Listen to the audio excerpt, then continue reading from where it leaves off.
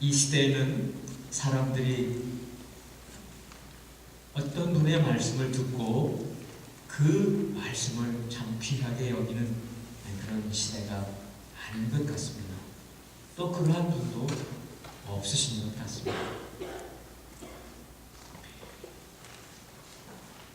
우리 대한민국에는 이미 오래전부터 선생님과 학생들 사이의 관계가 다 깨어졌습니다.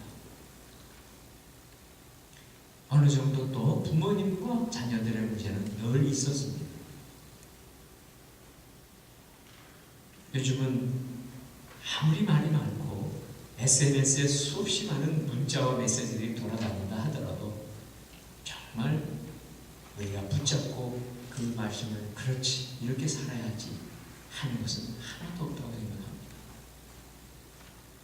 그래서 때로는 우리 한국교회에 어른이었고 또 귀한 존경받을 만한 분 한경유 목사님 같은 분이 생각나기도 합니다. 물론 또 우리와 신앙은 좀 다를지라도 우리 김수환 추기경 같은 분이 생각이 납니다.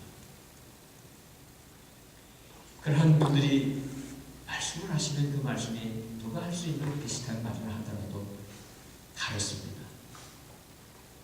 감동이 있고 그렇지 우리가 그렇게 살아야지 하는 그런 분들이셨습니다.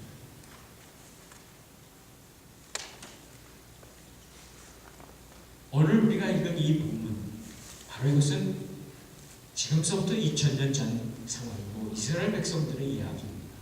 그러나 그들이 가지고 있는 상황이 어떻게 보면 지금보다 더 어려웠을지도 모르겠어요.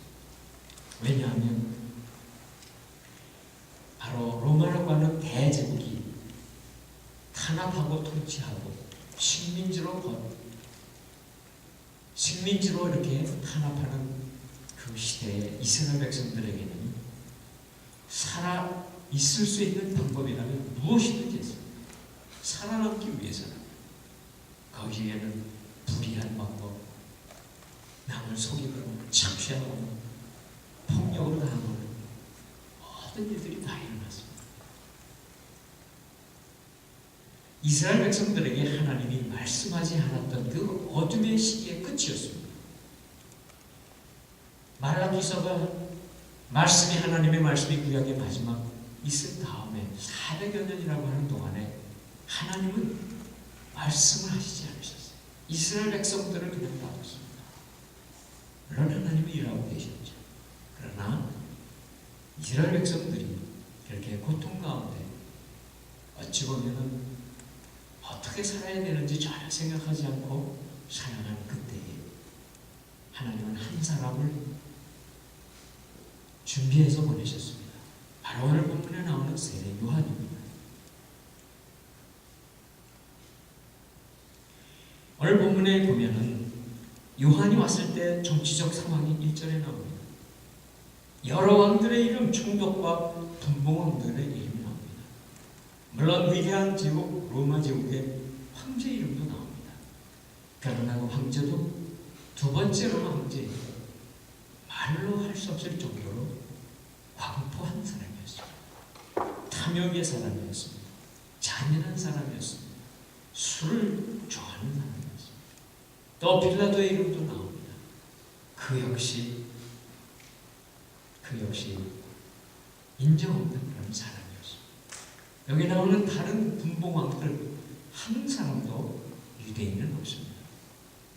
이방 사람들이 이스라엘 유대를 다스리고 있었던 그런 어둠의 시기입니다. 전부 팔레스타인 땅을 쪼개가지고 여러 사람이 이방 사람들이 다스리고 있을 때에 정치적으로 사회적으로 그렇게 힘들었어도 그래도 여호와 하나님의 백성인 이스라엘이 그들의 예배가 살아있고 그들이 하나님을 참으로 섬길 수 있는 상황이었으면 얼마나 좋았겠습니까? 종교계도 그렇게 타락했습니다. 2절을 보면 유명한 좀 제사장이 나오죠. 안나스와 가야바가 나옵니다. 로마의 총독이 대제사장을 로마의 정권이 대제사장을 임명했을 때입니다. 안나스도 임명했습니다. 그도 마음에 안 들자 해임합니다.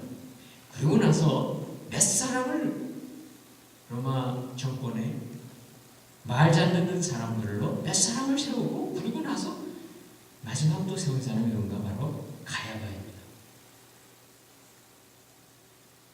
현직 대제사장이 가야바고 전직 대제사장이 안나스입니다. 두 사람은 장인과 사회의 관계입니다. 어떤 사람들인가? 바로 사두개인의 우두머리죠. 이들은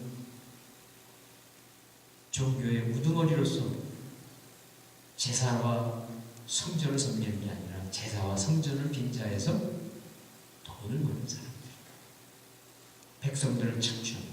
재물을 팔고, 비싼 값에 재물을 팔고 비싼 값에 환전을 해가지고 그걸로 착취하고 있는 사람. 어디 한 군데 제대로 된 곳이 없는 그 당시의 상황 속에 하나님은 세례 요한을 부르신 거예요.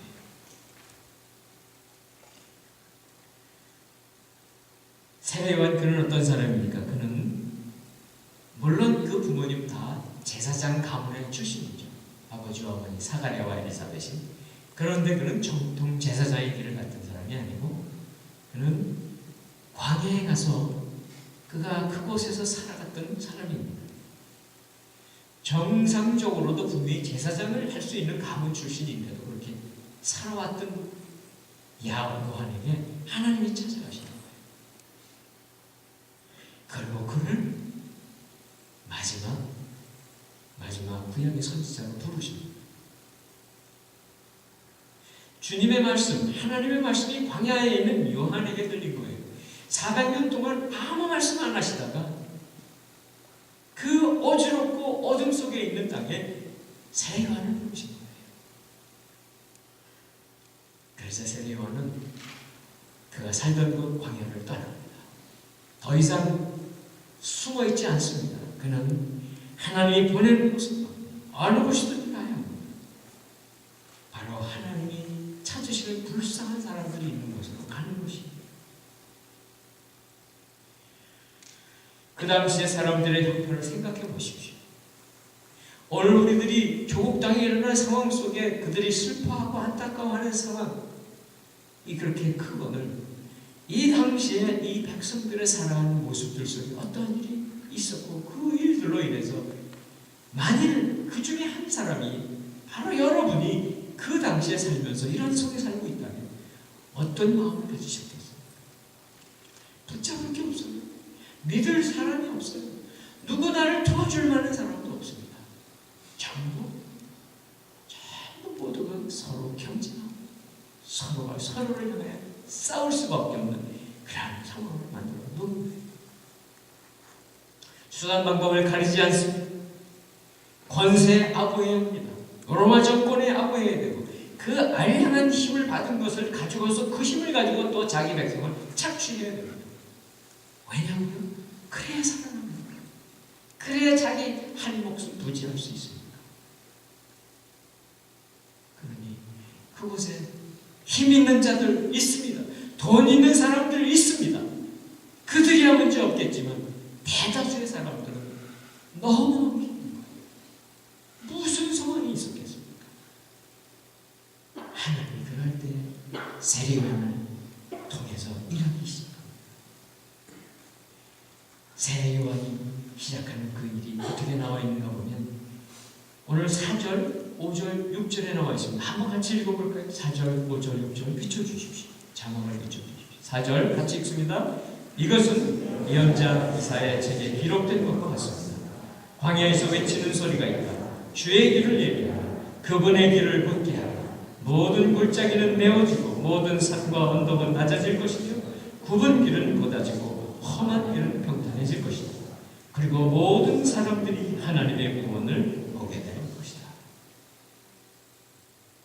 이것은 600년 전에 이사야의 선지자를 통해서 기록하신 하나님의 말씀이에요. 예언의 말씀이에요. 이 예언의 말씀을 성취하기 시작한 그 일이 바로 세례 요한이 와서 시작하는 일인 것입니다. 물론 이 말씀의 성취는 바로 2000년 전에 이 땅에 오셨던 예수 그리스도께서 이루시는 일입니다.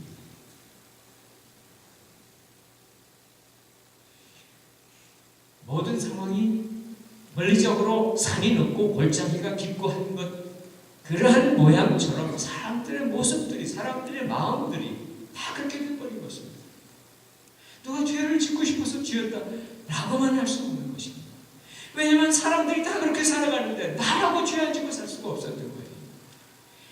나라고 죄를 안 짓고 살 수 없는 그런 상황 속에 살아갈 때에 무엇을 가지고 우리가 다시 일어날 수 있겠냐는 거예요.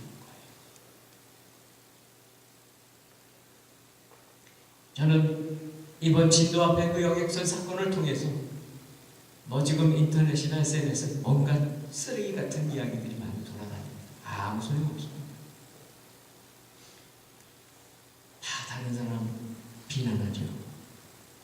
비난하다 비난당할 사람 없으면 대통령까지 비난당하고 물론 책임을 져야 되겠죠. 그러나 과연 이 모든 일들은 누구 책임입니까? 나는 책임 없다고 아무리 말한다고 해서 우리가 거기서부터 자유로울 수 있는 사람은 누가 있겠습니까? 하나님은 우리들에게 주시는 하나님의 음성이 분명히 있다고 믿습니다. 이스라엘 백성들이 이 당시에 그들도 마찬가지였던 거예요. 비록 자기들이 마음속에 내가 이렇게 살면 안 되지, 내가 이렇게 살면 안 되지 하면서 살아왔던 거예요. 그랬을 때에 하나님 말씀하시지 않습니다. 광야에서 외치는 소리를 시작으로 해서 바로 모든 사람들이 하나님의 구원을 보게 될 것이라고 하는 그 말씀을 듣게 해주시는 것입니다. 오늘도 동일하신 하나님의 음성이 우리들에게 들려야 하고 저 대한민국에 있는 사람들에게 들려야 합니다.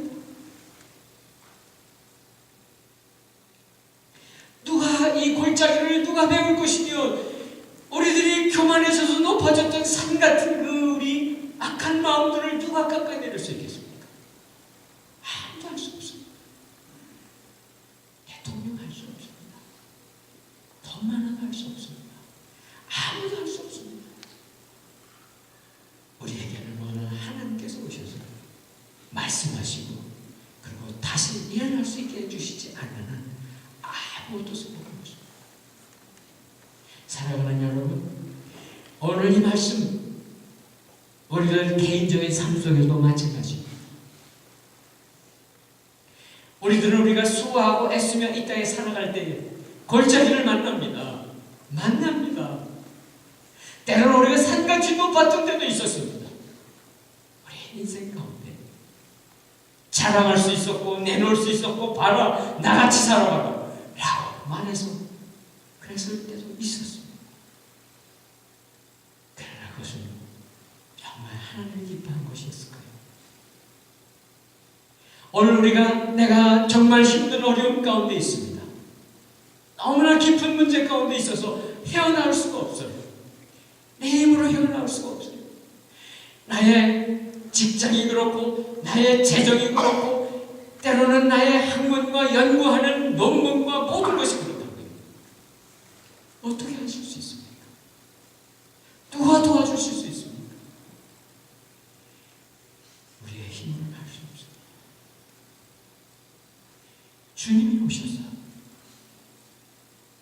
여러분들 한 분 한 분 우리의 삶 속에 오셔서 여러분들의 문제, 여러분들의 그 환난의 그 일을 오늘 주님이 6절에 있는 것처럼 모든 사람들이 하나님의 구원을 보게 될 것이다 하는 이 말씀이 저와 여러분에게 성취될 것을 믿으시기를 축원합니다. 그 말씀 붙잡으셔야 됩니다.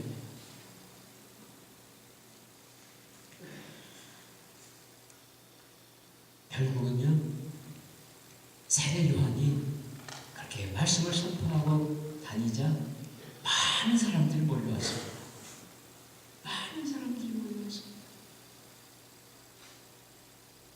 물론 세례 요한이 무슨 말을 잘해서가 아닙니다. 사람들을 위로하는 그런 근사한 말을 해서가 아니라고요. 오늘 본문에 보니까 다른 게 없어요. 바로 세례 세계의 세례를 선포하면서 하나님이 주신 말씀을 전하기 시작을 했는데 백성들이 몰려오는 거예요. 오늘 이 누가복음 본문에는 그 내용이 없어요. 그러나 마태복음 본문에 가면은 어떤 일이 벌어졌는가 하면 사람들이 선풍적인 인기를 몰면서 세례 요한에게 몰려오니까 사두개인들과 바리새인들이 온 거예요. 여기에. 도대체 이 사람이 무슨 얘기를 하길래 사람들이 이렇게 많이 온 거예요. 그랬을 때에 이렇게 몰려왔을 때 7절 8절을 보니까 세례 요한이 얘기합니다. 엄청난 진노의 표현을 이렇게 말씀하고 있습니다. 독사의 자식들아, 독사의 자식들아. 독사의 자식이라고 하는 것은요, 독사는 그 상징이 무엇입니까? 마귀입니다. 마귀. 에덴 동산에서 처음 아담과 하와를 타락하게 하고 우리의 모든 죄의 근원이 시작되게 했던 바로 마귀의 부름받았던 뱀, 바로 마귀의 자식이라는 것입니다. 사두개인들에게, 바리새인들에게 이렇게 말하고 있는 것입니다. 그것이 하나님의 마음이에요. 하나님을 독점하고요, 성전을 독점하고요, 율법을 독점하고요, 다른 사람들이 참으로 하나님께 오는 길을 다 막아버렸어요. 나쁜 짓 해서 막았습니다. 가르치지 않아서 막았습니다. 다 막아버렸습니다. 그리고 그들에게 다가올 진노를 얘기합니다. 그런데 이스라엘 사람들은 자기 스스로 어떻게 생각했냐고요? 8절에 있는 것처럼 생각했어요. 우리 조상이 아브라함이라는 거예요. 우리 조상이 아브라함. 우리는 아브라함이 우리 조상이고 아브라함에게 약속된 축복이 내 거라는 거예요. 8절에 이런 말씀입니다. 하나님께서는 이 돌들로도 아브라함의 자손을 만들 수 있다. 이스라엘 백성들은 그렇게 악하게 하나님을 대적하며 살면서도 당연히 자기네들의 축복을 받을 것이라고 생각했던 거예요. 아니죠. 하나님의 마음을 그렇게 아프게 하고 계속 아프게 하고 진노를 쌓아왔던 그들이 어떻게 하나님의 복을 받을 수 있습니까? 하나님은 천지를 만드신 창조주 하나님이세요. 아니 아무것도 없었을 때에 이 우주 만물을 만드셨을 뿐만 아니라 하나님의 형상과 모양으로 우리를 만드셨어요. 하나님은 그래서 아무것도 없는 데서도 만드셨는데 이 돌들로도 아브라함의 자손을 만들 수 있다고 하면 저주하고 진노하시는 말씀을 하십니다. 돌을요, 길에 가면 사방에 차이는 것이 돌입니다. 아무 가치 없습니다. 발뿌리에 차이는 것이 돌입니다. 바로 이스라엘 백성들의 형편과 처지의 진실된 모습은 너희들은 돌에 지나지 않는다. 너희들은 돌만도 못한 존재다. 이렇게 말씀하고 있습니다.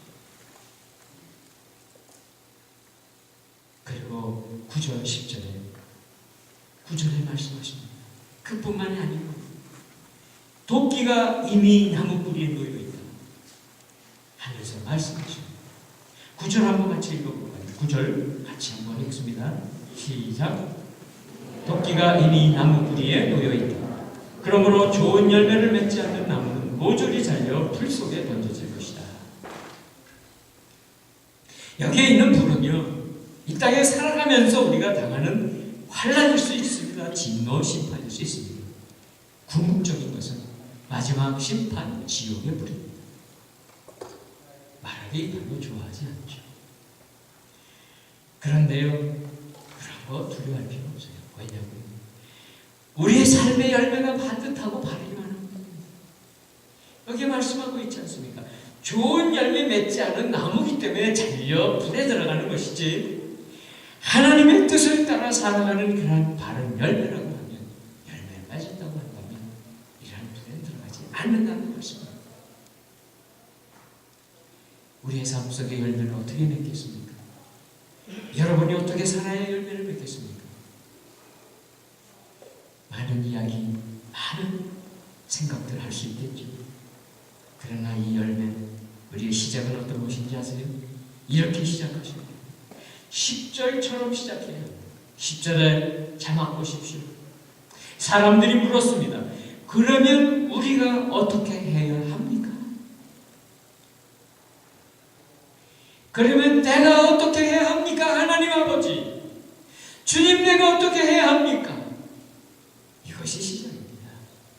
이것이 시작입니다. 왜냐고요? 우리들에게는 아무것도 없어요. 우리가 할 수 있는 게 아무것도 없다고요.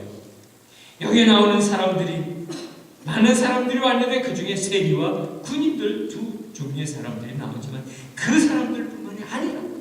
이 사람들은 대표적인 그 당시에 이스라엘 백성들을 착취하고 이스라엘 백성들을 불의하게 몰고 갔던 대표적인 두 사람일 뿐이에요. 세리요, 로마 정권이 아부하는 사람들이에요. 막 걷어들여서 로마 정권이 할당한 금액만 나머지 다 자기 거거든요. 얼마나 많은 불의한 착취를 했습니까? 군인들도 똑같습니다. 군인들도 그랬다고요. 그 알량한 권세 받은 다음에 쫓아다니면서 사람들을 괴롭히고 핍박했던 거예요. 자기 동족들. 그러나 그들도 여기 왔습니다. 그들도 왔습니다. 내가 어떻게 해야 합니까? 우리가 어떻게 해야 합니까? 사랑하는 여러분, 우리들도 시작은 주님께 나가는 것밖에 없습니다. 여호와 하나님께 말씀드리는 것입니다. 내가 어떻게 해야 합니까? 오늘 그렇게 말씀하는, 우리가 그렇게 묻는 질문에 하나님은 반드시 말씀해 주십니다. 우리에게 우리 자신을 돌아보게 해주십니다. 무엇보다도 회개하게 해주십니다. 그리고 우리에게 우리 마음을 다해 다시 한번 나에게 돌아오라고 말씀하십니다. 그 주님 떠나지 않으시고 저와 여러분 곁에 계십니다. 이 세상이 어떠한 모습 가운데 있고 내 삶의 모습이 어떠하든 간에 상관이 없습니다. 우리 주님께 나와서 내가 어떻게 하면 좋겠습니까? 라고 묻는 저와 여러분 되시고 하나님의 음성 듣는 그런 놀라운 역사가 일어나시기를 주님의 이름으로 축원합니다. 이 시간에 한번 잠깐만이라도 한번 같이 기도했으면 좋겠습니다. 우리 한번 같이 기도하시죠. 하나님, 내 삶 속에 오시옵소서. 우리 조국 대한민국 가운데 오시옵소서.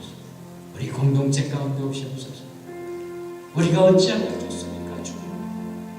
내가 어찌해야 합니까?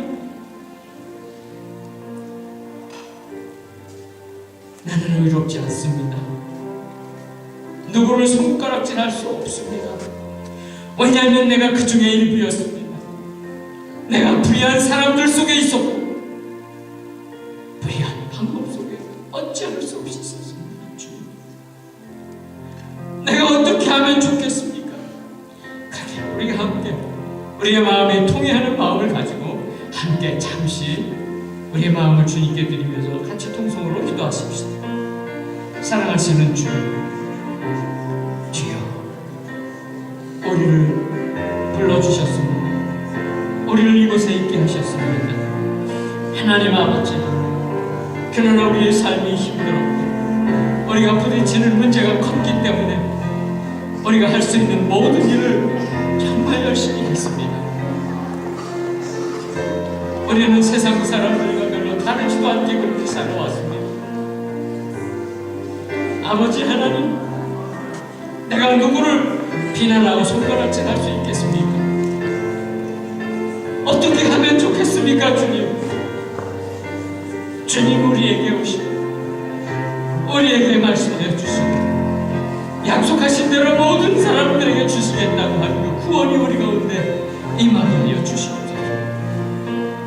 주님, 살아계신 주님이 우리의 삶 속에 오시고 내 사업장에 오시고 우리 조국 대한민국에 오셔서 우리를 다시 일으켜 세워 주시옵소서. 우리를 불쌍히 여겨 주시옵소서.